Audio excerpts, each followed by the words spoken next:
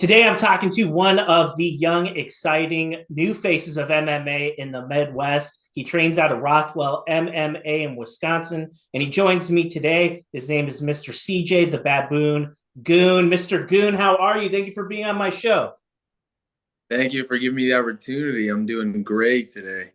Well, I wanted to ask you, number one, we got a big fight coming up for you. I know that it is going to be for an amateur championship. That's a very big deal.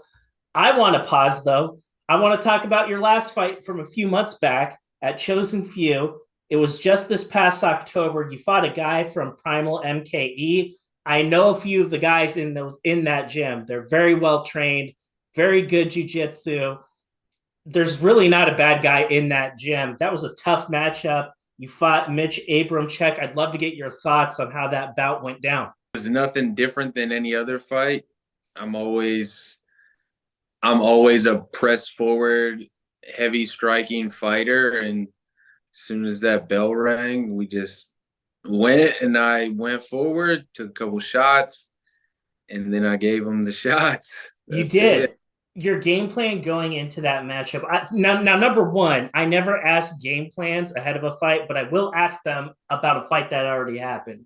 So going into Okay. this fight, did you have concerns about jujitsu out of him? Like, were you kind of worried, or maybe not? Maybe worried's not the right word, but based off of the type of fighter that you are, if I'm in the opposite corner, I'm saying we're not going toe to toe with this guy. We're taking this down to the mat. And we're doing jujitsu. Like, was that kind of in the back of your mind? Was this camp the camp for him, was it about takedown defense and submission defense? Um, I mean, I never really try to think too much about playing to someone else's game because I think when you do that, then you nullify your own game. Mm. So if all you're thinking about is I'm fighting a wrestler and all I should do is stop the takedown, stop him from wrestling me, like you're not thinking about the fact that you're a striker. Mm. And you're not thinking about the fact that your hands are made to knock him out. So if you play into his game plan, you're just not doing yours. So yeah, I mean, we did know that primals grapple heavy. Like we knew that the jujitsu was there. Um, I ended up knocking him down in the fight, and I told the ref to tell him to stand back up because I didn't want to go there. Yeah. So I mean, it was a thought, but if the hands were working, I mean, everything was working on the feet. Why put myself in a compromised position? That was my thought, at least in the fight. I thought it was intelligent. Everything was working well off the feet. It became pretty obvious pretty quick that that's where you had the advantage. You definitely had a speed advantage, but you also had the power advantage too. And when he got down to the ground and you had that opportunity to get into his guard, I liked how you backed up because you're like everything's working out fine. I think a lot of other guys would have like jumped on that, and maybe it would have worked out, but maybe they would have gotten choked out or armbarred. You just never know in a situation like that. So I thought you made the right move, to be honest. Yeah, when you knock someone down in the first 10 seconds, like why jump into his guard? Why make it a fight that he feels comfortable? Like I was just thinking, I was trying to stay composed in there, but I was just thinking a lot about like what Charles Oliveira said. Charles Oliveira said this before, like it's not even always that he gets knocked down, but if he even gets wobbled, he falls to his back because he feels comfortable there. Yeah, Even exactly. in a mindset where like he's not really there, he's comfortable because jujitsu is his foundation. Absolutely. There was one thing about that fight. I don't know how it happened. You got a cut on your eye. Was that a head bump? Did he cut you with his glove? Like what? How did that happen? I think he threw a straight or a right hook, and it just landed like right above my eyebrow on the left side. And yeah, there was a little bump there and a cut. I think it was just like a hook, and it Mhm. was just the nut that got me. I see. Yeah, because I was wondering about that. Like, it didn't look like it bothered you though. Like, yes, like you were bleeding a little bit, but like, did it affect your vision at all? Like, or was it something you weren't No, even really thinking about? Didn't affect the vision. It was like right on the end of my brow. So Oh, like the perfect. blood in the eye. Yeah, it was just coming down the side to the cheek. It was all good. And yeah, there aren't many things that like I'll feel in a fight. Mm. So I mean, yeah, I I saw it on the playback when they were like talking about it, and they were like, "Oh, it's on the eyebrow. This might be bad." But like in that moment, I didn't even know I was bleeding, or I didn't even know I was cut until like afterwards. So when my corner wiped his shirt on my face, like I didn't know why he was doing that. I thought there was just sweat or something. Well, I got to tell you, it was an impressive victory. You did what you needed to do. You went out there, you got a knockout, and getting your hand raised over a high caliber opponent like that, that must have like felt really good in order to do that. That was a very impressive win.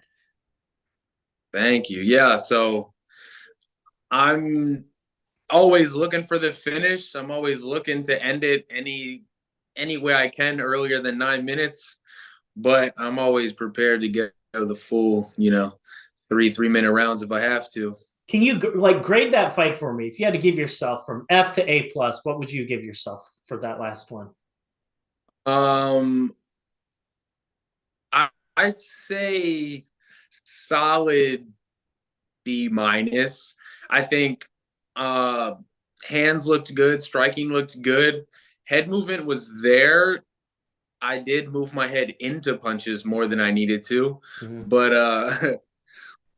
but yeah, overall, like I looked a lot better than I have like in my last fight. So I always try to be better, come out as a better fighter every fight. So I did that for sure. That was my best performance yet, but always things to improve on. Hey, you looked amazing to me. I would have given you an A. And I wanted to like ask you, like, here we are, 2023, a few months removed from that bout, and you had an opportunity.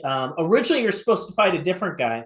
Dontrell Johnson was who you were supposed to fight. He's an undefeated guy, and he's a featherweight, if I'm not mistaken. And I know you typically you're that type of Mm. guy where I look at you and I'm like, this guy could probably go in some cases 55 and then other cases 45. And I wanted to kind of like get your thoughts, like kind of at this point in your career moving forward. Is there a particular weight class that you're more comfortable in? Basically, all my fights have been at 55. I had one catch weight at 150, but I was looking to make the jump down to 45 still while I was amateur, Mm-hmm. just because that might be the move for me in moving forward as a pro. So I wanted to test myself at the highest level of featherweight, and that's what this fight was supposed to be for. So I was going to fight a 5-0 featherweight, undefeated, number 4 in the state of Iowa, and we were going to fight for a strap. So I think he was looking to go pro after that fight. I was probably going to go pro after that fight, based off of getting the victory. I was just trying to see if I could make the weight cut Mm-hmm. while it's still, no repercussions. I be my first fight debuting at featherweight as a pro and then not make the weight. Like obviously you're ready to go. You got rebooked a new opponent. We'll talk about him in a second. But were you given any reason at all for why Johnson's not meeting you in the cage? Like, was there a reason for that? Did he get a different opportunity? How did the bout fall through? Last I heard, he was injured. I see. I don't really know what the extent of the truth of that is. I don't know. Uh, I just know that, my coach was talking and all of that got hashed out between them and their gym and my coach. And then he kind of just was like, hey, you don't have an opponent right now. So So how does that work? He drops off, and you're still in camp. Like you still have to train for a date, but you don't know who it is that you're fighting. Like that's kind of got to be a little stressful, no? yeah, for sure. So originally, so I've had a couple offers and they fell through. So I've actually already been offered like 4 opponents since. But yeah, originally that drops, and then they immediately offered me another fight, but it was at 55. And I was like, okay, it's a Pura Vida guy out of a Pura Vida in Milwaukee. And then they offered me the fight at 55. I'm like, look, I've already sold some tickets. I was already ready to fight for a strap. Like, you got me prepared. Just give me the fight, Mm-hmm. whatever. So I agree to that. They come back the next day saying his gym declined the offer. So I thought when they offered it to me, like it was already that he wanted it, and I just had to agree to fight at 55. But then he declined the offer. Then they offered me another fight out of Rufasport, a dude out of Rufasport. He was a 55er, maybe a catchweight 150 guy. They offer it. So I guess they were talking for a little bit. He offers it at 50. I think he was like, we can't make 50 this late, like 55.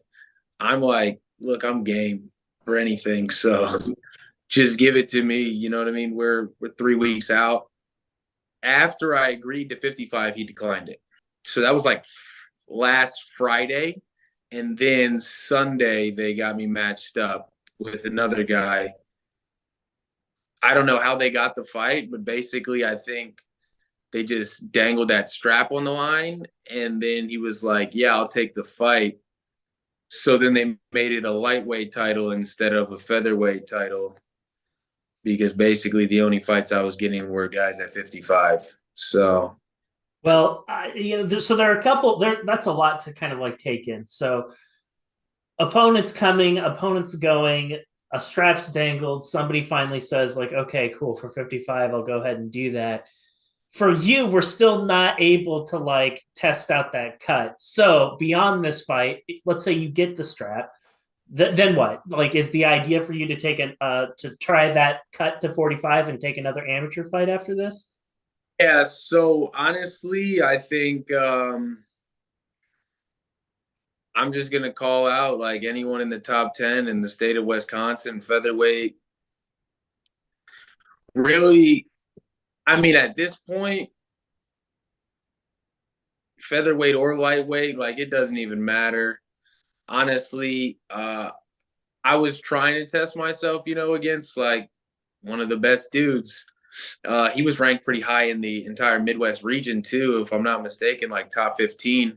So I'm really just trying to fight high caliber guys right now. Um, but yes, featherweight, I do want to test the upper echelon of their hierarchy. So anybody that's ranked above me, I know I'm like, I want to say fifth or sixth in the state for featherweight, and no, fifth in the state for featherweight and sixth for lightweight. So I'm kind of just anyone above me can They can just get let it. me know a card and a date. We'll show up. Hey, well, here's another thing to kind of think about as we go into the spring and summer. You have Anthony Pettis FC that they're probably getting ready to start things up again here pretty soon. That could be an opportunity for you. I know they're always looking for young, exciting guys to come and fill out some of their cards, and it's right in your backyard, so that's something to think about.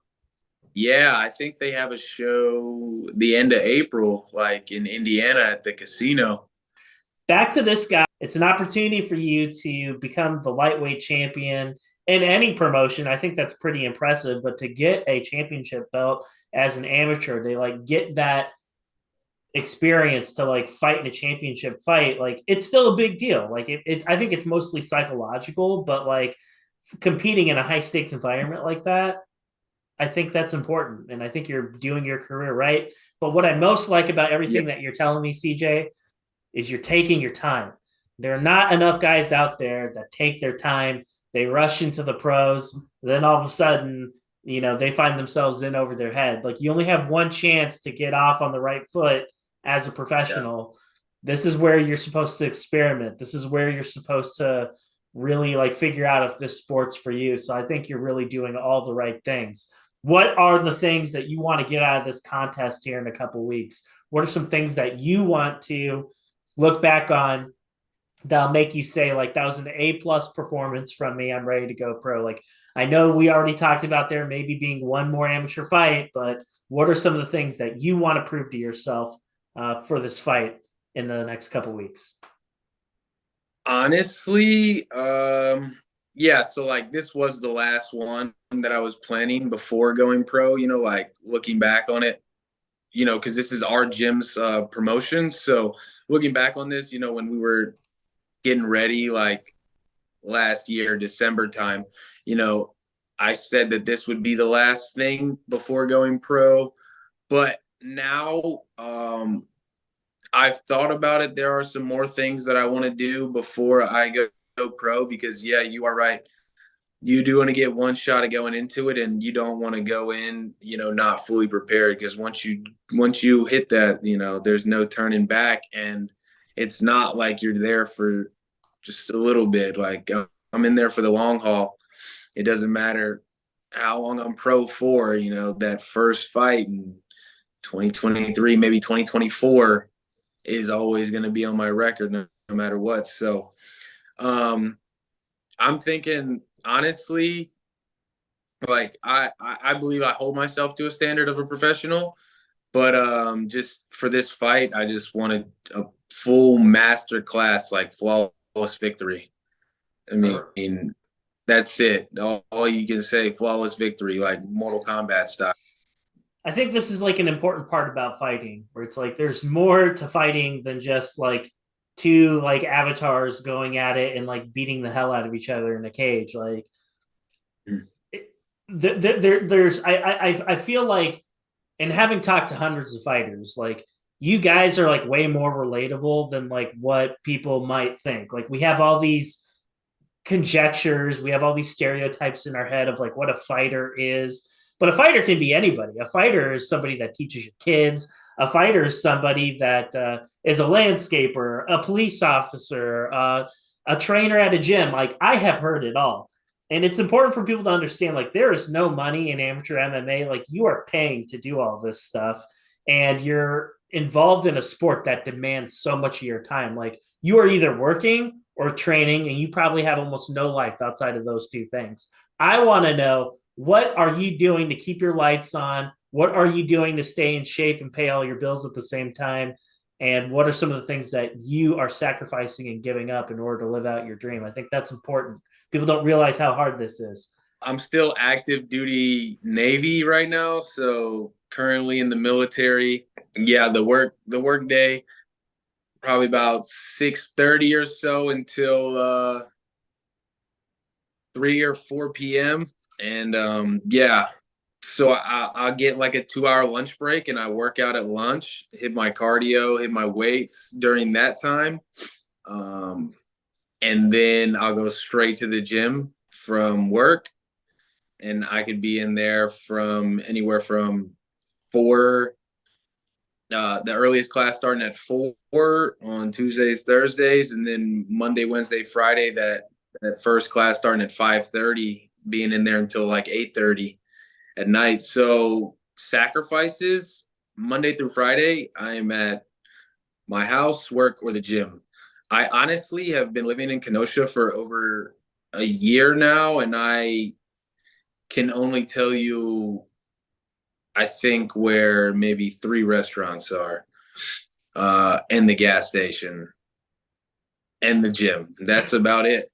Oh, and the car wash because I have to get those because it snows too much here. But besides that, like I haven't been more than 7 miles in any direction because I just go to work in the gym. Um, It's important because like people need to understand like they see you in the cage for 9 minutes, but they don't see the hours of road work that you're putting in and day out, the weights that you're lifting, the food that you have to eat, all the nutrition that goes behind this. Like you have to pay for the licensing, you have to pay for the blood work, you have to pay for the gym memberships. You got to, all the costs add up, and people don't understand like how expensive it is to do this. Like you are paying a lot of money to do this, and I think that's important to state because there really isn't a lot of money in MMA. A lot of people are shocked to hear that if they don't follow the sport, but it's really true. Yeah, people are talking about, would you take a flop from Jake Paul for this much money? And I'm like, dude, I fight now and I'm going in the negative. Like, think about the gym membership plus the licensing plus physical, medicals, blood work. Like, I'm paying to fight right now as an amateur. You know what I mean? Right. I'm losing money every month.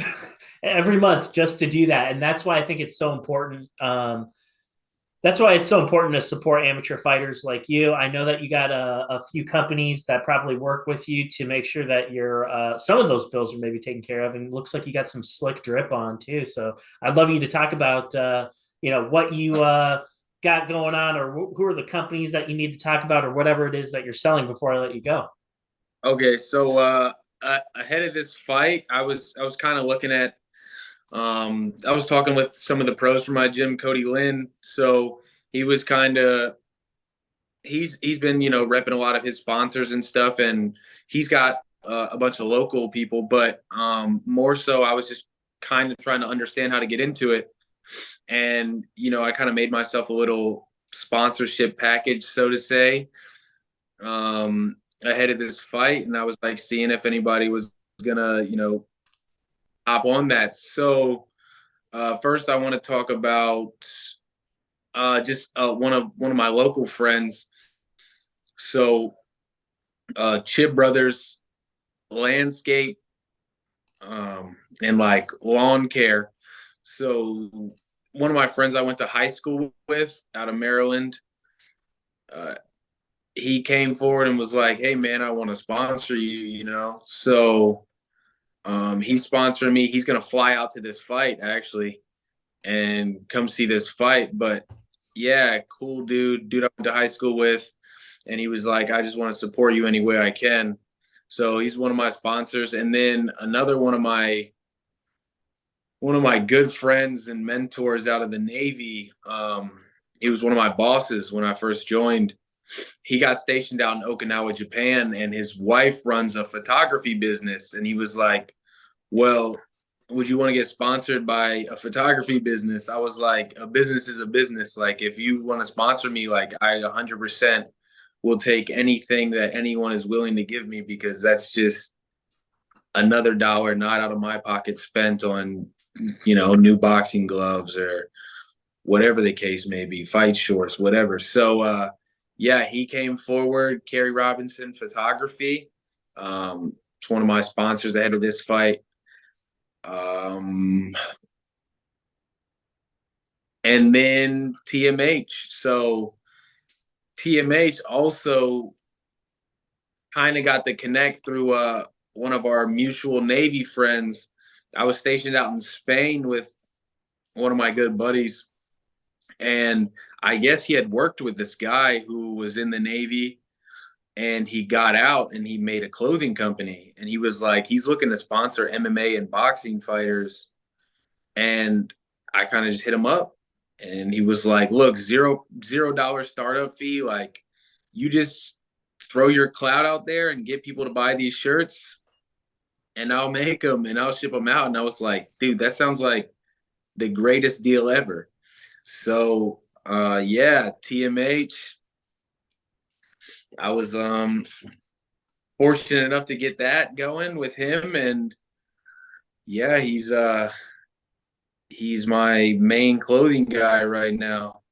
Well, perfect. Um, Well, CJ, I wanted to number one say thank you for being on my show. I always love talking to the new faces of MMA. It's exciting. And the very last question I got for you, and I'll let you go, is for every single person out there that's buying a ticket, for every single person that's coming from out of state to watch you fight, what's one thing that you want them to know before you walk into the cage and compete?